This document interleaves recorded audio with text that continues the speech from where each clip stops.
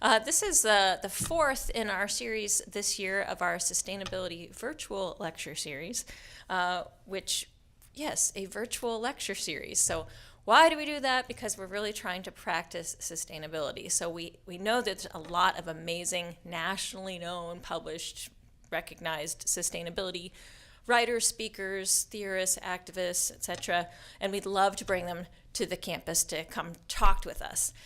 However, with our minuscule operating budget, it would take way more than that just to pay one person to come to campus. So we thought, well, instead of having them fly here, drive here, make this big carbon footprint, blow our whole budget out of the water to bring one person in, let's find that talk that they're probably going to take on the road 5-10 times this year, share it, and then link that to what's going on here in our own community. Because we recognize as we're listening to some of these amazing talks by these writers and activists and change agents from across the country, that those same things are happening here in our community.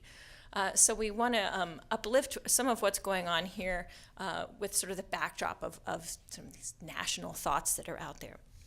So today, as you know, we're hosting Majora Carter, the one and only. She's amazing. I've met her in person. I was sort of speechless. But anyway, so we didn't bring her here actually, but we will share one of her more recent talks on eco-entrepreneurship. And then we have 3 people from the community to talk about how they're actually doing that right here in South Bend, Michiana. Before we get started with that, I do want to point out a few things that are in the room, around the room, for you to take note of.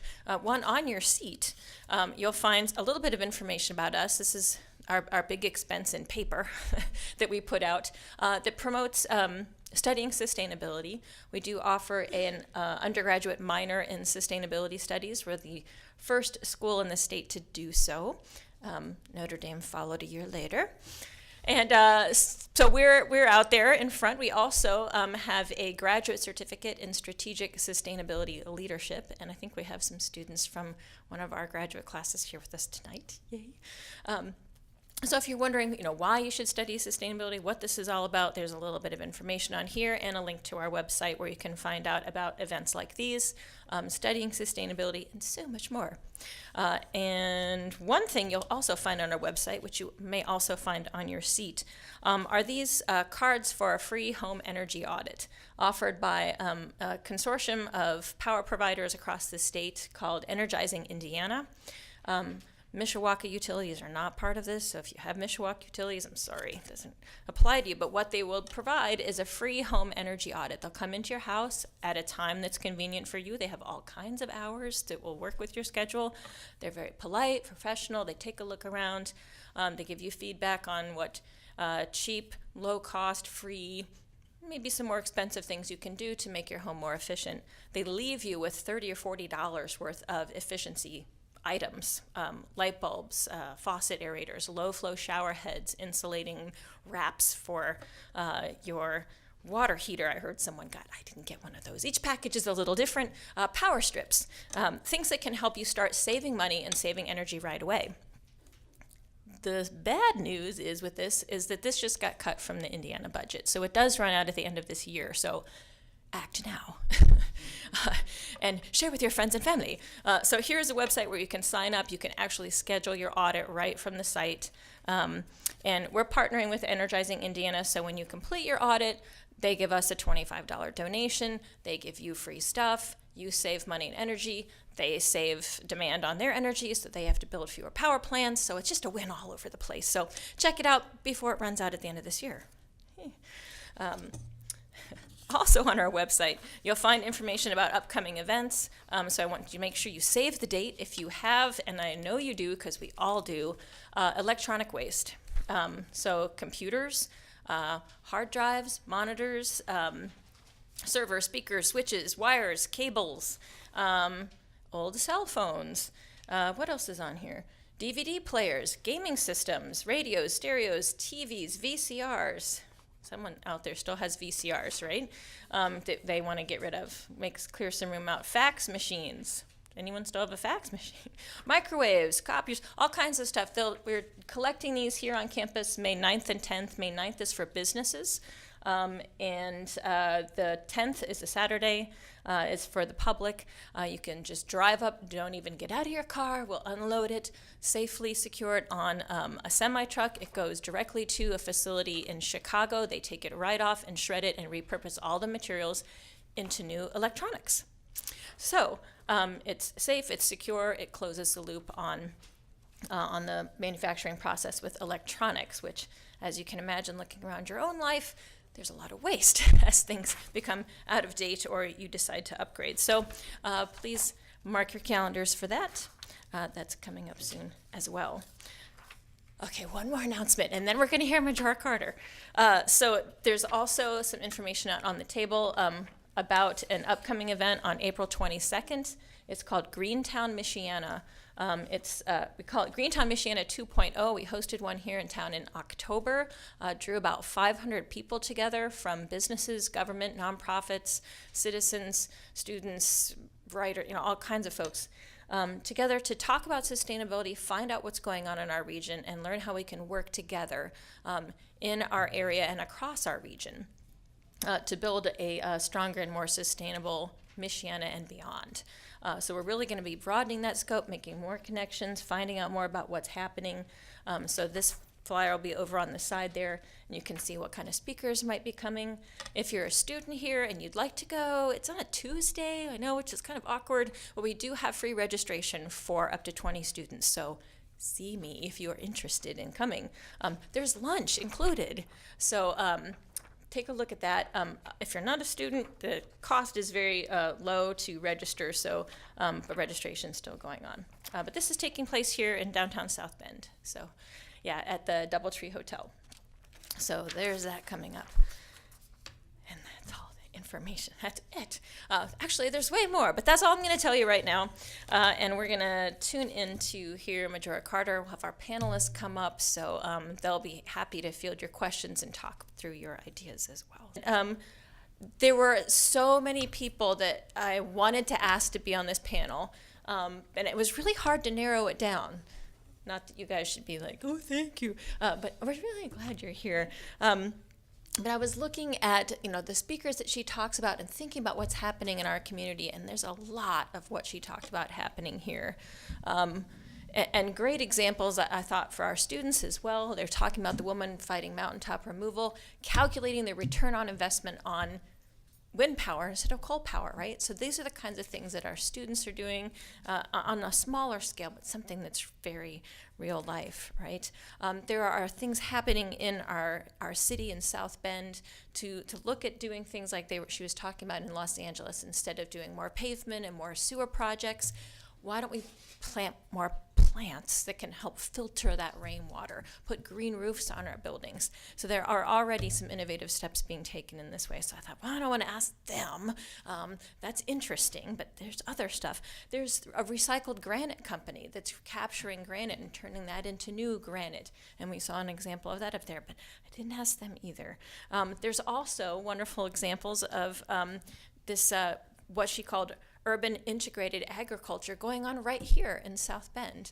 The skywalks, if you come to the Greentown Michiana event, you can go see it. The skywalk connecting the Doubletree Hotel and the Century Center is being planted with edible herbs and greens as we speak. So we're starting to integrate that into our city. So I thought, well, I could ask them, but I didn't.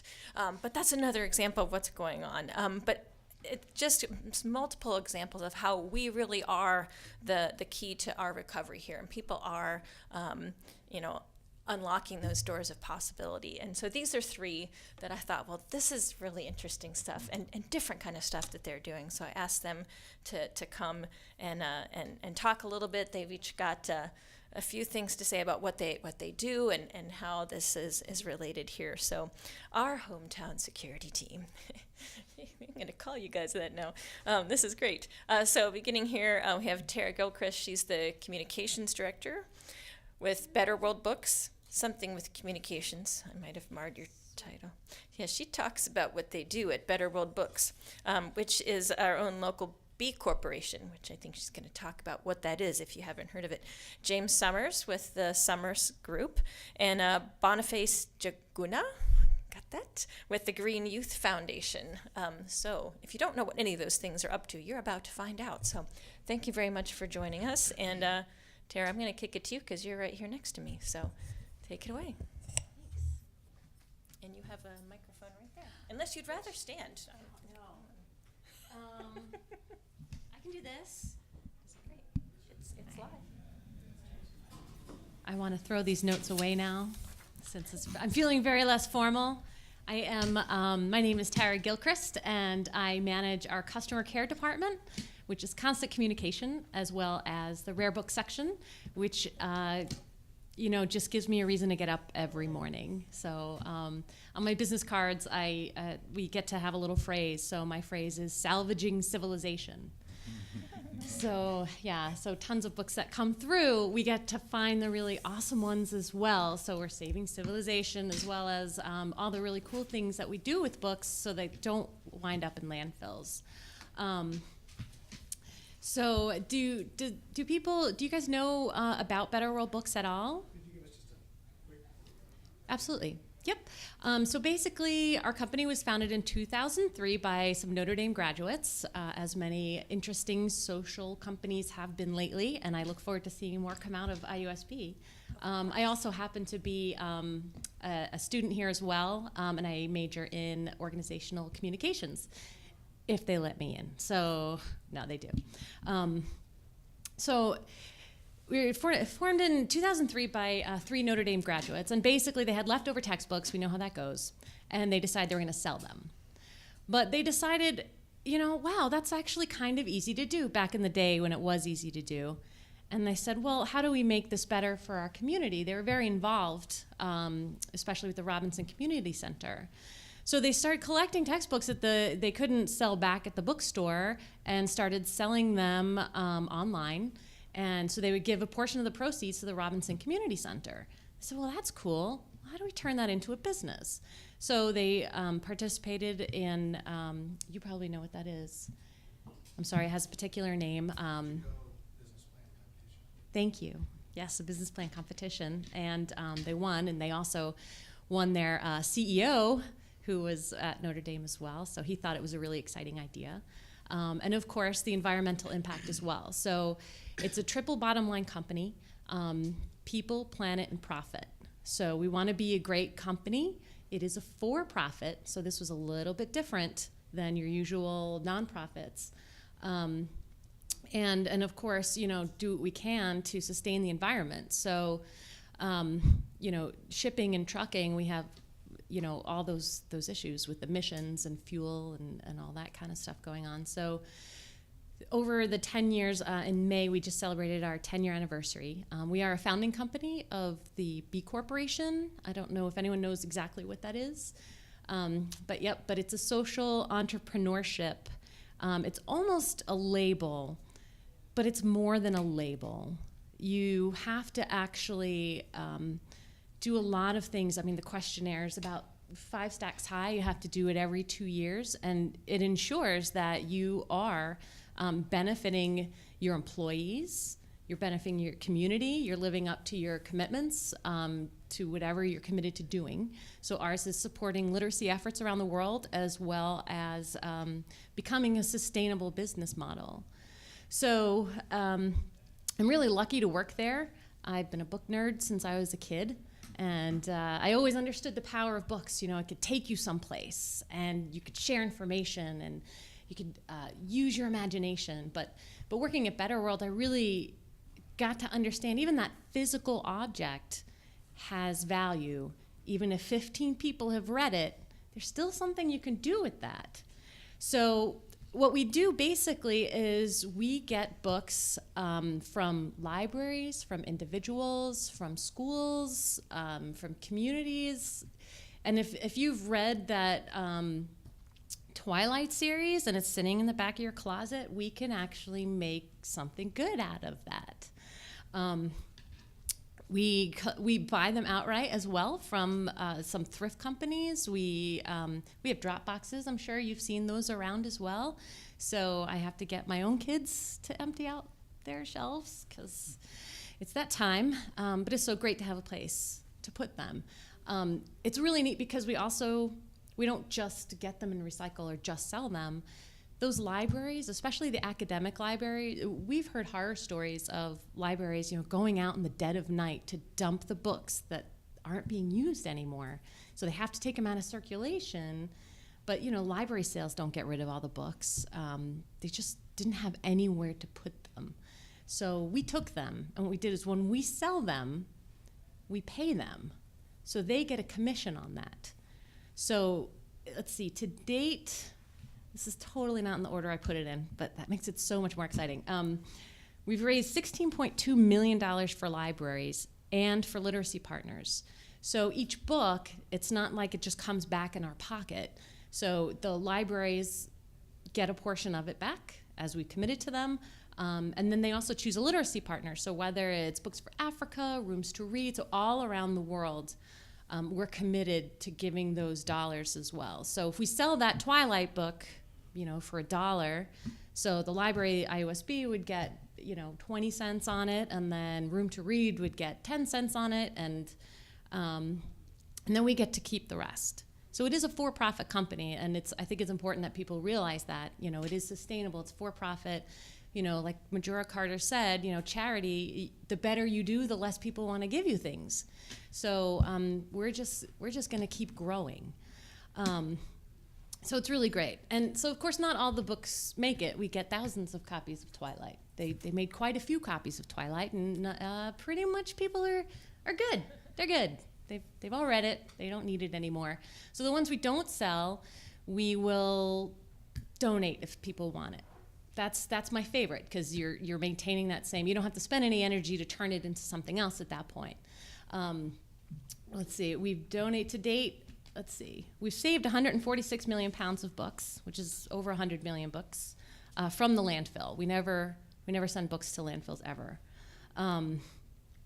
We've donated 12.2 million books in the 10 years we've been in business. So a lot of them stay right here in South Bend and in Mishawaka. We have this really great woman named Barb Coyle, and she coordinates all the donations. So from police departments to local prisons to teachers and schools and you name it. I mean, she's so funny and dynamic, and she'll find a way to get you books. So we do our best to do that. We put textbooks on trucks to go to Africa. We work with Books for Africa. So we always try to do everything we can to find a home for that book in the state that it's in. But we can't always. We get math books from 2005. Is that the new math that's now old? Maybe.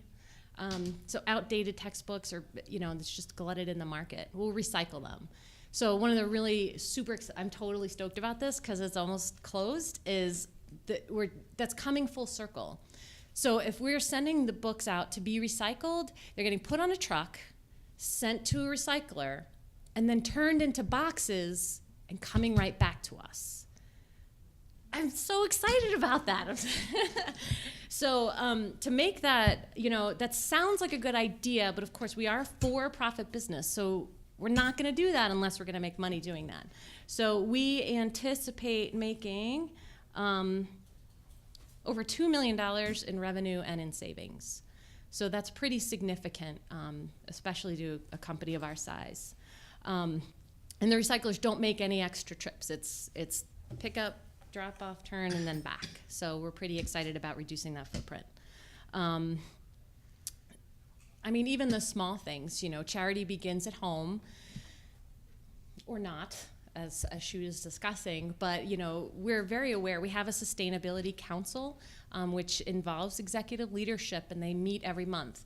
And what they're doing is making sure that we are making a positive impact, and it's a constant state of improvement, right? So, and from the smallest things, like we got rid of in November, drinking cups. So all the employees, we got mugs, coffee mugs. You can put water in them as well. So we're saving like $6,600 a year on the cups. And of course, there's the environmental savings, right? Because we're not creating more waste and having to deal with that as well. So it's even just those really small things that we seek to make a difference. So yeah, we just recently switched to paper with a higher recyclable content, so we're up to 30%. So, as it's not the cheapest paper yet. So as that, as those prices go down, and plus as we have more money, we'll keep increasing that recycled content. We recently won a grant from the state of Indiana to do paperless picking. So right now they're small sheets of paper, but it's still paper that we're using. So when the orders come in, print the name of the books out on them, and then we send them out, and people run around and grab them off the shelves. We're going to do it without any paper. So that's a project that's in progress right now, but the anticipated savings on that are about $275,000 in the first year. So we're really excited about that as well. Wow. And of course, less paper. So yeah, and I'm probably running out of time, and I'm so sorry. I'm not watching. You can, it's okay. So yeah, in the warehouse we work on single stream recycling. Let's see, media's tough. Media as in, books are media, of course, right? But I call it shiny media. So the things, VHS, DVDs, CDs, you name it, it comes through the door. And we can sell a lot of it, but a lot of it we can't. It's just not legal to sell stuff that doesn't have its original covers in it. So if it's just a photocopied cover or blank, we can't sell it online. Most marketplaces don't allow us to do that. So, and we want to play nicely with the marketplaces. So it took a nationwide search. Nobody wants to spend money on dealing with this material. You might have an artist somewhere here and there that wants to make things shiny out of round discs. It was really, really hard. So we actually found a nonprofit organization in Missouri that provides jobs to special needs adults using this media. So someone had invented, I think the guy who runs it, had invented this really neat little contraption that'll take the tape out of cassette tapes and VHSs. So that's what they get to do.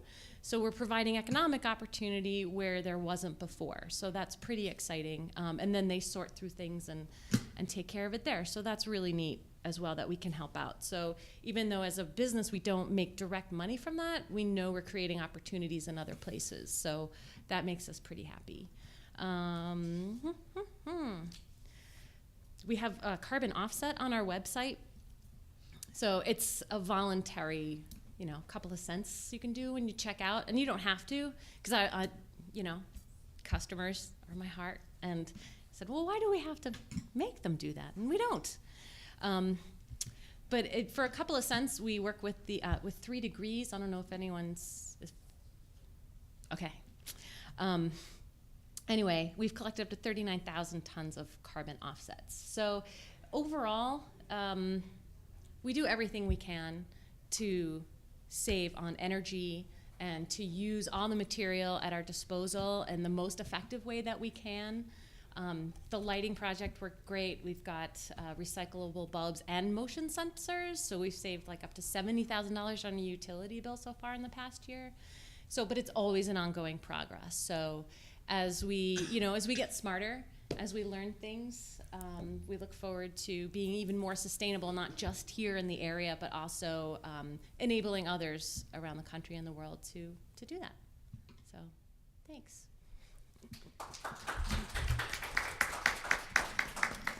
So there will be time when we're done hearing from them for questions, because I have questions. Without further ado, now James, I think, has a story about one of the people we saw in the video talk here also, but James Summers of the Summers Group. Yeah, hi. Your turn. Hi. I do small business development. My business is a consultancy. I work with individuals who either are entrepreneurs and want to develop and grow businesses, or are looking at starting up businesses and they need some guidance and support in order to be able to get that going. My focus primarily is small businesses in underserved communities. It's just because it's the passion that I have and it's what I really enjoy doing. So I work with a lot of individuals who are just trying to figure out what it is that they need to do and what it is that they want to do. And the interesting thing is that we can take a look and start looking at their immediate environments, and that's a great place for a lot of people to get started. When I'm helping work with individuals, I always have them pivot towards something that's a growth trend. And the focus areas are generally health, technology, or green and sustainability. And this has become one of those great opportunities from my standpoint in terms of being able to work with individuals and connect them with interesting things that are going on in the community and actually do some businesses that will generate revenue for themselves but actually have a significant impact on their surrounding communities themselves.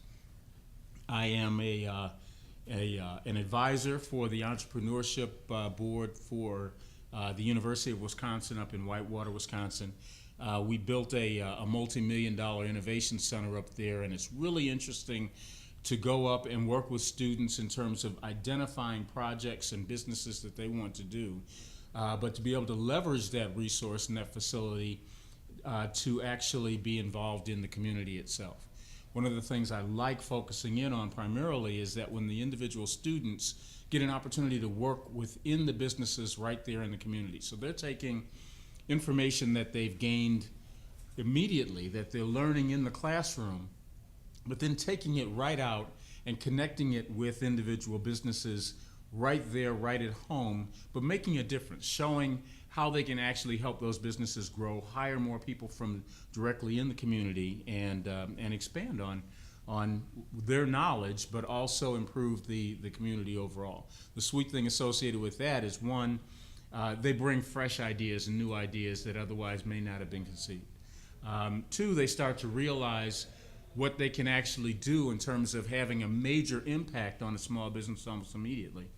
And then three, this might be a great opportunity for them to be able to actually either walk right into a job opportunity immediately upon graduation, or at least be able to walk away with a portfolio and a resume that isn't theory, but is really an impact that they've had in the individual community. I mentioned one of the businesses on the tape, on the video. The first business that they talked about was Sweet Beginnings. One of my clients was the Chicago Urban League. We had developed a program called Next One. Next One was very much a business. It was about working with individual companies, just as I was describing, in terms of moving them along a process to develop and grow. And this particular was one of the businesses, one of many businesses that's tied around social entrepreneurship. That's recognizing that we've got some real challenges in the community, but sometimes you can solve some of your local problems through capitalism, through business. And in this particular case, she had been taking a look at the problem of the number of ex-offenders coming back into the community unable to find employment. You've paid your debt to society, but society turns around and says that we won't hire you because you're a criminal.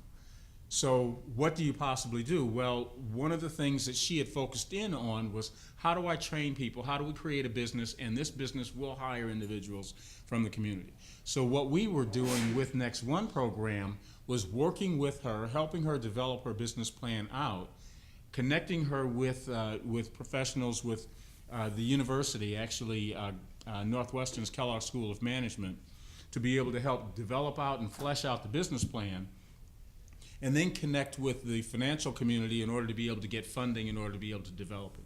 And then working steadily in order to be able to work the business, make the business develop and grow and become successful in order to be able to be more and more profitable.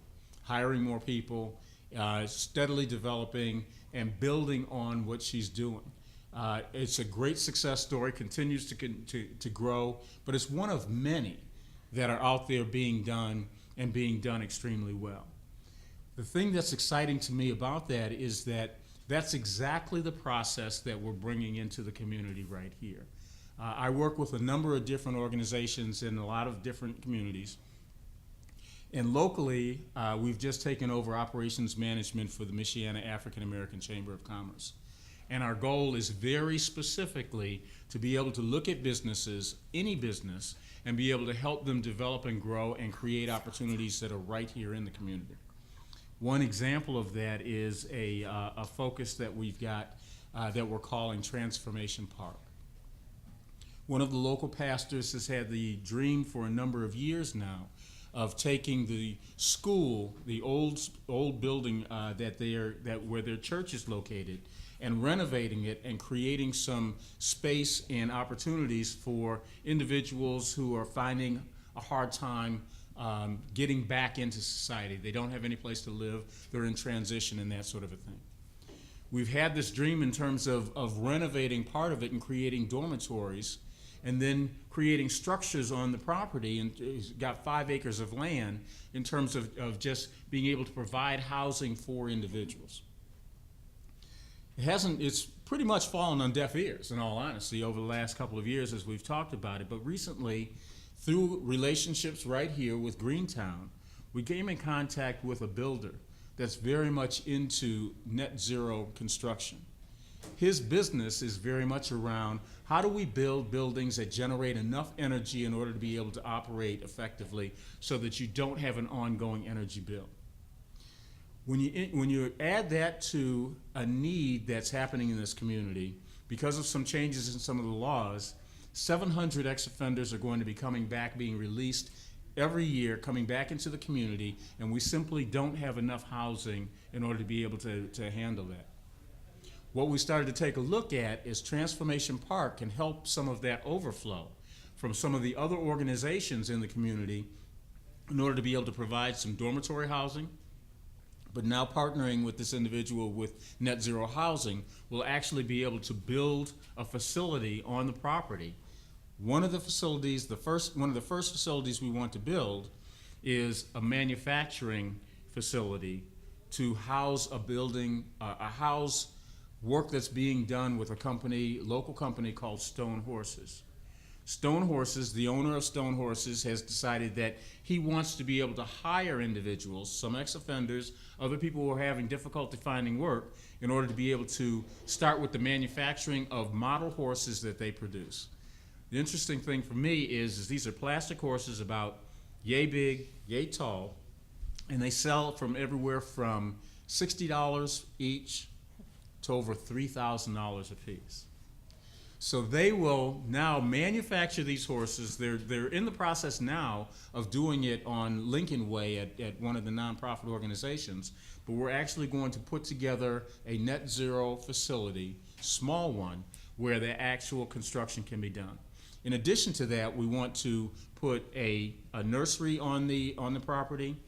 The second year we'll put in 5 net zero houses, 3 1-bedrooms, 1 2-bedroom, and 1 3-bedroom. And each of these are going to hire individuals from the community, from local construction businesses, in order to be able to learn how to do the net zero construction and all of the work that's around that. So now we're going to be hiring businesses from the community to be able to do the work that's going to be done. In addition to that, those individuals will transition from that back into the community in order to be able to as Majora said, go from being a tax burden to contributing to the tax base. So this is going to be happening right here in our community. You mentioned real quickly that Michiana Goodwill is doing a granite recycling business. They are actually in the process now. They're waiting for the equipment to arrive, where they will take what had been wasted granite. Whenever you have a granite countertop put into a home, about 30% of the product winds up going into waste. It goes into a landfill. Julia Rizzo recognized that this was a problem and had this great idea of going to these different companies and saying, hey, look, instead of you spending all that money taking it to a landfill, how about for a small amount, I'll take it off of your hands. So you pay me to give you your wasted granite. And then she designed machines that cut the granite into individual tiles that can be used to create all sorts of beautiful artwork, walls, countertops. Now it's been expanded to be able to be driveways, pavers, all sorts of things. And they are going to be hiring individuals and putting them to work using this recycled granite to create beauty in our own communities. You start thinking in terms of what can we do to improve our health in our communities. And we can look at businesses that can go in and do everything from lead abatement and working on improving the quality of in restoration of houses, to improving energy in terms of replacing windows, insulation. Our business is all about helping those be local community-based businesses that can develop, can grow, be profitable, can hire people from the community in order to be able to do these things. The exciting thing for me is when I'm working with the entrepreneurs from the different colleges. I do, like I had mentioned, University of Wisconsin, the entrepreneurship program up there. But I also work with Illinois Institute of Technology in Chicago, and there's a business plan competition that's done every year. And we have college students from around the country that come in, and they're introducing their new business ideas in order to be able to launch their businesses. What we started this year is we've introduced our own angel investment firm, Angel Investment Group. So recent graduates from the universities are participating in small amounts, amounting to roughly small tens of thousands of dollars, to actually invest in businesses that are being started by students while they're still in school. To me, that's exciting. To me, that's the kind of interesting way that we can actually rebuild. And one of the key things that we talk about constantly is community revitalization through entrepreneurship. And this is a model of how we do it.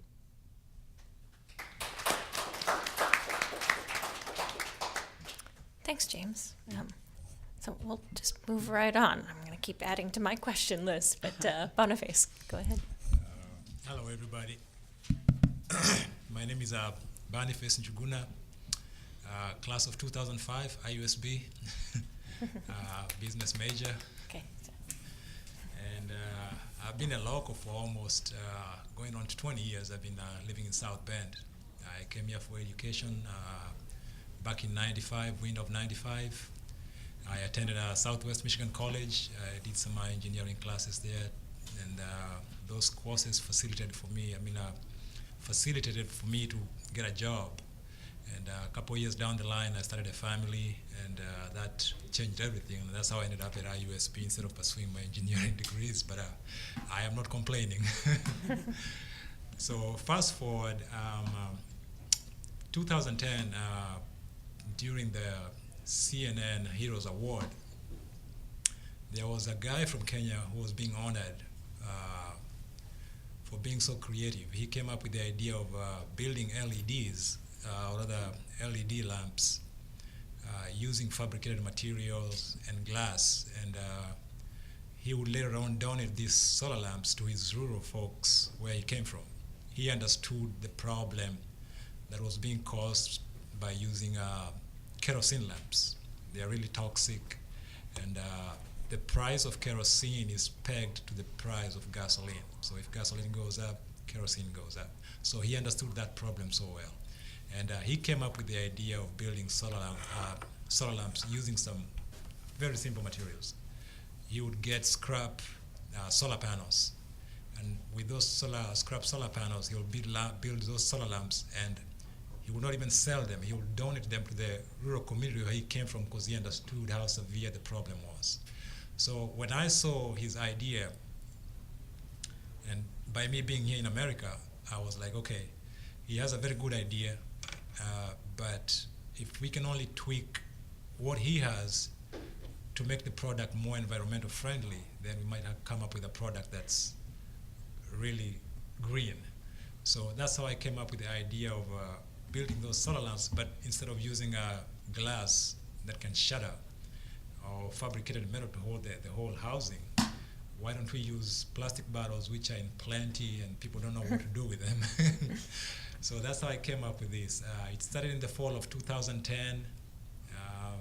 After making a few consultations, even with the local professors here, I ended up at Innovation Park at Notre Dame. So I was there from 2010 to 2012. It was a rigorous process because they tear your idea down, they tear you down, then you have to rebuild yourself again until you come up with a tangible product that you can say is market ready. So this is what I came up with, and the initial idea about the product was I wanted to use the kids at the JJC, the Juvenile Justice Center, so that they can build this as part of redeeming themselves. Because for me, or rather for the community, we see those kids as offenders, and people don't want to be associated with them. They're like, okay, you messed up, you have to pay the price. But I thought if they can build these solar lamps from scratch, they can use that as a way of redeeming themselves to the community and say, hey, we can also be useful. I mean, don't just look at us like we are bad kids. We can also do good stuff. So that's how that idea was came up about using the JJC kids. In the midst of trying to reach those kids, I found out that, okay, JJC is run by state. It's a state facility, and there's a lot of bureaucracy and all that kind of stuff so we kind of forgot about the JJC kids, but we didn't forget about the lamp. So we put together a board of directors and board members, and somebody suggested, why don't you use local schools to help with this? Because the whole idea is we are not trying to commercialize the product. We want kids to get involved. And once the kids get involved, there's a learning process, because there's a lot of science, math, technology, and all that kind of stuff involved in creating the lab. So when somebody said, why don't you use the schools, then it was like, okay, that's a great idea. So we started up with a few, I think 2 Catholic schools, Our Lady of Hungary, and I think the one I think was Corpus, and Riverbend Math Academy, which is run by one of the professors from here. So they were our first clients. And later on, along the line, I met with James, and he introduced me to his group, which is run by Notre Dame. It's called the Innovators Youth Camp. So by and by, the Green Youth Foundation started picking up some steam, and at some point we ended up on the front page of the newspaper and all that kind of stuff. But the neat thing about the whole program is it's for the kids and by the kids. This product, when the kids assemble it over here, they donate the lamp to us, and we ship it over across the seas to Africa, especially in Kenya, where it's really needed. Just to throw out some numbers out there, 80% of the population in Kenya live off the grid. They have no access to electricity. But also, interestingly, 75% of that community that lives off the grid, they own and have cell phones. So it becomes a challenge to have your cell phone charged, because you have to walk miles and miles to get your cell phone charged. And when you get there, there's a line of people waiting to get their cell phones charged. So you only get like one bar and they send you off. Then the next guy comes online. So we put together a product that kind of, it's a double-pronged product that solves the problem of light and cell phone charging. And if James, you can pass this one along, you can see what I'm talking about. And here's a USB. Oh, that is cool. So cool. And you can charge your cell phone. So you can pass it I around. might need to charge myself. Yeah, so. So that's how the idea came about, and it was born out of necessity. And we've worked with about 5 to 7 different youth groups. Last December, I was blessed to take about 50 lamps to Kenya, to one of the schools that we were sponsoring. And although I got there late because the school was out. Yeah. And let me just plug this on. You cannot walk. You want to walk both of them now. You can turn the lights off. Do you want me to take it to the audience? Yeah. Okay. I'll plug this on. Okay. So I was blessed to travel to Kenya, and I took with me about 50 lamps, and those lamps helped a lot of families. I cannot tell you how grateful the principal for that school was. He was like, "You're God sent," because he understands that the toxicity of the fumes does not only affect your health; it also affects the kids' attendance in school. So the attendance in class tends to fall due to illnesses from the eye infection and stuff like coming from the smoke. So when they get a product like that that's smoke free, and you're using your solar panels to charge that, they couldn't ask for more. They couldn't ask for more. And so what we're trying to do here at Green Youth is we're trying to partner up with other big organizations, hopefully like IUSB, Notre Dame, and then maybe grow regionally, maybe to Valpo, Butler, Indianapolis. And we hope to be holding summer camps or summer programs where they can have kids come in on campus and assemble these lamps. It will be a learning process for those kids. It's going to be an eye opener for them. Like I said, there's a lot of STEM involved: science, technology, engineering, math, and we are hoping that they will be able to at least a light will come on and say, okay, this is really cool. And when I go to college or when I grow up, maybe I want to be an engineer or I want to do something, towards that line. So we are trying to kill a lot of birds with one stone with Green Youth Foundation. Thank you.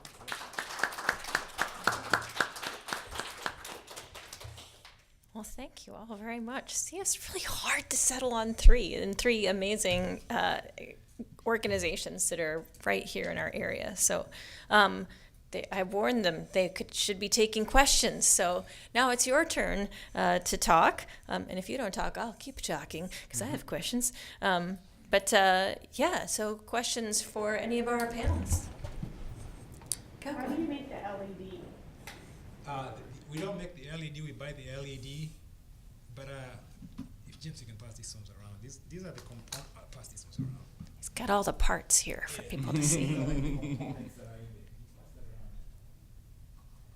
Yeah, and if you want to walk those around for people to see. Thank you. So those are the components that we normally use. The only thing that's not recycled on that product is the battery and the LED and maybe some of those electronic gadgets. Everything else is recycled. The red holder you're seeing, that comes as a plastic sheet. It's an art material, and kids cut it into shape and they fit it into that. The plastic cover itself, it's a recycled petri dish. So Nice. So we try to stay green. So that's a rechargeable battery? It's a rechargeable battery, yeah. So what happens when the battery's no good? You have to give it another? The battery cycle it's between 2 and 5 years. So within those 2 years, you probably have saved enough money to buy another battery. That's our thinking. Right. Great. Yeah, Lola. More or less how much it costs Right now we're buying everything on retail, so it's like about $35. Because most of that stuff you get from Radio Shack and stuff like that. Radio Shack doesn't have a wholesale, so. But once we get our suppliers in line, it might cut down the price, and if we scale up our production, they might come back like about $20. But the product you're seeing is capable of competing with an on-market or on-shelf product that goes for like about $50. That'll charge your cell phone and give you light for 4 to 5 hours. Great. Do you have donation bins for the water bottles or for like plastic bottles? What we do is when you're having the workshops, we tell the kids from that particular school to collect the bottles and bring them on during the workshop. So But when we ship the product, we don't ship with the plastic bottles. The kids across the sea, they also play a part, and they collect their own plastic bottles. Oh, okay. Yeah. So if I wanted to donate some, should I find a school to take it to, or because I would rather give you guys your bottles than to recycle them at like another place. If you want to donate the bottles, Yeah. Where could I donate them? good question. We actually haven't thought of that, but because what we think is we want the kids to get involved also. So we tell the kids to bring your own bottle. Okay. Yeah. The USB ports, do you purchase those, or do you like go and get a hold of a group that salvages old electronics and get the USB ports off of those? When I did the prototype, I had to salvage some of those parts. But when I'm doing a workshop, I have to buy them and then get them pre-assembled. Yeah, the USB ports, they're kind of cheap. They're like about 40 cents, 50 cents a piece. Yeah. Any corporate sponsors? Not yet so far. But we do have a grant writer, and he's working on it. And so, although grant money is not easy to come by, that's for sure. Yeah. Well, so I have a question for Tara. Well, one of our sustainability studies minors actually graduated. It's possible. I know, right? And has a job at Better World Books. And part of his job, if not most of it, is looking at sustainability initiatives there. So when I go to visit and I see Joe, he gives me tours. But are that available to the public to come see? Because the things that she was describing kind of just scratches the surface in terms of what they're doing in like actually implementing sustainability measures that even though they're small, like the paperless ticketing for the books to get them, has taken a couple years to figure out how to do this. Yeah, right? We're almost there. So it's a process, but the things that they have done are amazing to see. So can people tour? Is that a public option? Yes, with prior arrangement, but yes. So if you Okay. wanted to get a group together from school, anybody that's interested, and because it's just hard because we work 3 shifts. Yeah. So there's always bustle and forklifts, and it can be scary. And we need your lights in our aisles. That's a good idea. Yeah. But we do that. So, Notre Dame comes in, David Murphy comes and he brings his graduate students through on occasion, and other people who are interested in what we do for whatever reason, literacy places. So, yeah, just let me know. Excellent. We'll hook it up. Great to see her. It's really a cool tour. So, other questions or? Yeah, Mike. Do you ever use those as like lamps, or just for charging phones? No, use them as lamps, yeah. Use it. We recommend they charge their cell phones during the day when there's plenty of sunshine, because the battery capacity is not so big to charge your cell phone and light at the same time. So you charge your cell phone during the day, then at night use it as a lamp. You do have 4 to 5 hours of light before the battery dies off. That's so cool. I bet you could read a book by that, right? Yeah, and do your homework. Do your homework. That's really neat. Okay, I'm going to give one final question for James. And then there are refreshments, and they're still here. So hang out, talk with each other, talk with them, talk with me, our camera guy. No, for you. But James, I was wondering, lots of great ideas have come up about really closing the loop on things, and you mentioned some as well. So if someone has an idea, they're sitting there thinking, oh, you know what, I could close the loop on this and have a whole new industry or market or whatever. Where would you recommend people start? Where can they take their idea to get these things start moving forward? One of the things we can do, there's a nonprofit organization in town called SCORE. SCORE is an organization of retired executives, and they work and help individuals with small businesses. Over the last couple of years, I joined SCORE, and I have a tendency to work with the startups and startup ideas that no one else wants to work with, because I can see the picture in terms of where they're going with it, and then we can help shape those ideas. And then the nice thing there is, once you get the fundamentals of something going, then we can match you up with people with real world experience, not just from this area, but we've got 5,000 volunteers around the country that we can plug people into in order to be able to gain some free, keyword free, support and expertise for development of ideas. Excellent. Cool. SCORE. Thanks. Well, thanks again to our panelists.